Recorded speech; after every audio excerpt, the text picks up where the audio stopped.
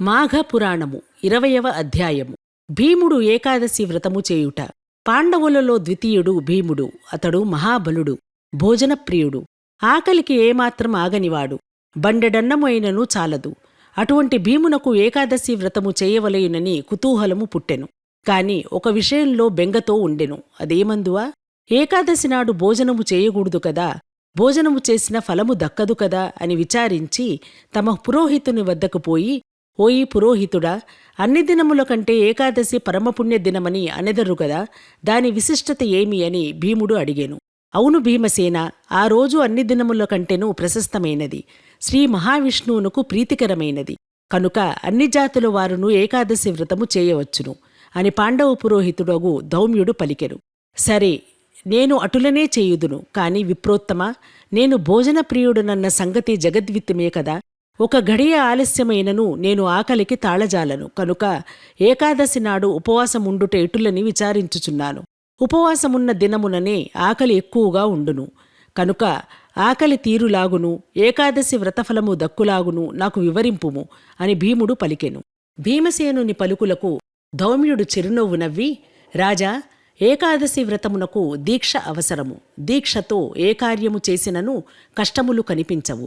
కాన నీవు దీక్ష పూనినచో ఆకలి కలుగదు. రాబోవు ఏకాదశి అనగా మాఘశుద్ధ ఏకాదశి మహాశ్రేష్టమైనది. దానికి మించిన పర్వదినం మరొకటి లేదు. ఒక్కొక్క సమయంలో మాఘ ఏకాదశి రోజు పుష్యమీ నక్షత్రంతో కూడినదై ఉండును. అటువంటి ఏకాదశికి సమానమగునది మరి ఏదియూ లేదు. సంవత్సరమునందు వచ్చు 24 ఏకాదశులలో మాఘశుద్ధ ఏకాదశి మహాపర్వదినముగాన ఆ దినము ఏకాదశి వ్రతము ఆచరింపుము. ఆకలి గురించి దిగులు పడకము, నియమము తప్పకూడదు అని ధౌమ్యుడు భీమునకు వివరించెను. ధౌమ్యుడు వలన తన సంశయం నెరవేరుటకు మాఘశుద్ధ ఏకాదశి నాడు అతినిష్టతో వ్రతం చేసి ఉపవాసం ఉండెను. అందులకే మాఘశుద్ధ ఏకాదశి భీమ ఏకాదశి అని పిలుతురు. అంతియేకాక, ఓ దిలీప మహారాజా, పరమేశ్వరునకు అత్యంత ప్రీతికరమగు శివరాత్రి కూడా మాఘమాసమునందే వచ్చును. కాన మహాశివరాత్రి మహాత్యమును కూడా వివరించెదను. శ్రద్ధాళుడవై ఆలకింపుము అని వశిష్ఠుల వారు దిలీప మహారాజుతో ఇటులు పలికిరి. శివరాత్రి మహాత్యము. ఏకాదశి మహావిష్ణువునకు ఎటుల ప్రీతికరమైన దినమో అదే విధముగా మాఘ చతుర్దశి అనగా శివచతుర్దశి. దీనినే శివరాత్రి అని అందురు. ఈశ్వరునికి అత్యంత ప్రీతివంతమైన దినము ఇది. మాఘమాసమునందు వచ్చు అమావాస్యకు ముందు రోజు దానినే మహాశివరాత్రి అని అందరూ పిలిచెదరు. ఇది మాఘమాసంలో కృష్ణపక్ష చతుర్దశి నాడు వచ్చును. ప్రతి మాసమందు వచ్చు మాస శివరాత్రి కన్నా మాఘమాసంలో కృష్ణపక్షంలో వచ్చు మహాశివరాత్రి పరమేశ్వరునికి అత్యంత ప్రీతికరమైనది. ఆ రోజు నదిలో గాని తటాకమునందు గాని లేక నూతి వద్ద గాని స్నానము చేసి శంకరుని పూజించవలెను. పరమేశ్వరుని అష్టోత్తర శతనామావళి బిల్వపత్రములతో పూజించవలేను. అటుల పూజించి శివప్రసాదము సేవించి ఆ రాత్రి అంతయు తప్పనిసరిగా జాగరణ ఉండి మరునాడు అమావాస్య స్నానము కూడా చేసిన ఎడల ఎంతటి పాపములు కలిగి ఉన్ననూ అవన్నీయూ వెంటనే హరించుకుపోయి కైలాస ప్రాప్తి కలుగును. శివపూజా విధానంలో శివరాత్రి కంటే మించినది మరొకటి లేదు. కనుక మాఘమాసంలో కృష్ణపక్షంలో వచ్చు చతుర్దశి ఉమాపతికి అత్యంత ప్రీతిపాత్రమైనది. కాన శివరాత్రి దినమున ప్రతివారు అనగా జాతి భేదములతో నిమిత్తం లేక అందరూ శివరాత్రి వ్రతమాచరించి జాగరణ చెయ్యవలయను. మున్ను శబరీ నదీ తీరమునందున్న అరణ్యంలో కులీనుడను బోయవాడు తన భార్యాబిడ్డలతో నివసించుచుండెను. తనకు వేట తప్ప మరొక ఆలోచన లేదు. కడు మూర్ఖుడు. వేటకు పోవుటకు జంతువులను చంపి వాటిని కాల్చి తిని తన భార్యాబిడ్డలకు తినిపించుట తప్ప మరేదియూ తెలియదు. జంతువులను వేటాడుటలో నేర్పుకలవాడు. క్రూరముగముల సైతము బోయవాణ్ణిని చూచి భయపడి పారిపోయేడివి. అందుచేత అతడు వనమంతా నిర్భయంగా తిరిగేవాడు. ఒకనాడు ప్రతిదినము వేటకు వెళ్ళునట్లు బయలుదేరి వెళ్ళెను. ఆనాడు జంతువులేమియూ కంటపడలేదు. సాయంకాలమగుచున్నది. వట్టి చేతులతో ఇంటికి వెళ్ళుటకు మనసు అంగీకరించనందున పొద్దుగుంకిపోయినను అక్కడున్న మారేటి చెట్టుపైకెక్కి జంతువు కొరకు ఎదురుచూచుచుండెను. తెల్లవారుతున్న కొలిది చలి ఎక్కువగుచు మంచు కురుస్తున్నను కొమ్మలను దగ్గరకు లాగి వాటితో తన శరీరము కప్పుకొనుచుండెను. ఆ కొమ్మలకున్న ఎండుటాకులు రాలి చెట్టు కింద ఉన్న శివలింగము మీద పడినవి. ఆ రోజు మహాశివరాత్రి. అందులో బోయవాడు రాత్రంతా తిండిలేక తినక జాగరణతో ఉన్నాడు. తనకు తెలియకపోయినను మారేడు పత్రములు శివలింగముపై పడినవి. ఇంకేమున్నది? శివరాత్రి మహిమ బోయవానికి సంప్రాప్తించెను. మాఘమాసంలో కృష్ణపక్ష చతుర్దశి రాత్రి అంతయో జాగరణ, పైగా శివలింగముపై బిల్వపత్రములు పడుట, తిండి లేక ఉపవాసముండుట, ఇవన్నీ ఆ బోయవానికి మేలు చేసినవి.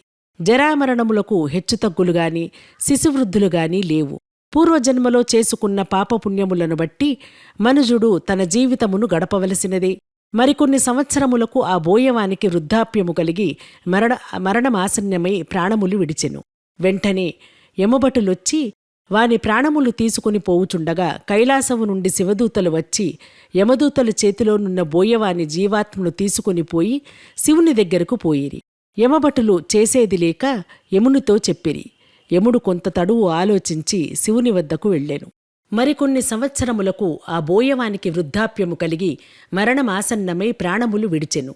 వెంటనే యమభటులు వచ్చి వాని ప్రాణములు తీసుకుని పోవుచుండగా కైలాసము నుండి శివదూతలు వచ్చి యమదూతల చేతిలోనున్న బోయవాని జీవాత్మను తీసుకుని శివుని దగ్గరకు పోయిరి. యమభటులు చేసేది లేక యమునితో చెప్పిరి. యముడు కొంత తడవు ఆలోచించి శివుని వద్దకు వెళ్ళెను. శివుడు, పార్వతి, గణపతి, కుమారస్వామి, నంది, తుంబర, నారద గణాలతో కొలువు తీరుకున్న సమయంలో యముడు వచ్చి శివునికి నమస్కరించాడు. ఉమాపతి యముని దీవించి ఉచితాసనమిచ్చి కుశల ప్రశ్నలడిగి వచ్చిన కారణమేమిటని ప్రశ్నించాడు. అంతట యముడు, మహేశా, చాలా దినములకు మీ దర్శన భాగ్యం కలిగినందులకు మిక్కిలి ఆనందించుచున్నాను. నా రాకకు కారణమేమనగా ఇంతకుముందు మీ దూతలు తీసుకువచ్చిన బోయవాడు మహాపాపి, క్రూరుడు. దయాదాక్షిణ్యాలు లేక అనేక జీవహింసలు చేసియున్నాడు. ఒక దినమున అనగా మహాశివరాత్రి నాడు తాను యాదృచ్ఛికంగా జంతువులు దొరకనందున తిండి తినలేదు. ఆ రాత్రికి చలిబాధ తట్టుకొనలేక బిల్వపత్రములను కప్పుకున్నాడు. జంతువులను వేటాడుటకు రాత్రియంతయూ మెలకువగా ఉన్నాడు. కాని చిత్తశుద్ధితో తాను శివలింగమునకు పూజించలేదు. కనుక అతనిని కైలాసమునకు తీసుకుని వచ్చుట భావ్యమా? అంతమాత్రమున అతనికి కైవల్యము దొరుకునా అని యముడు విన్నవించుకున్నాడు.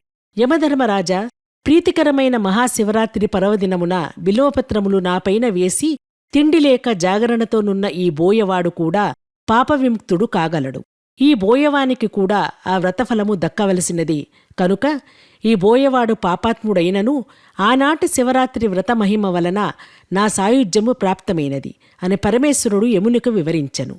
యముడు చేసినది లేక చంద్రశేఖరుడి వద్ద నుండి వెడలిపోయెను. ఆనాటి శివరాత్రి వ్రతమహిమ వలన నా సాయుధ్యము ప్రాప్తమైనది అని పరమేశ్వరుడు యమునికి వివరించెను. యముడు చేయునది లేక చంద్రశేఖరుని వద్ద నుండి వెడలిపోయెను. విన్నారుగా? మరి ఆలస్యమెందుకు?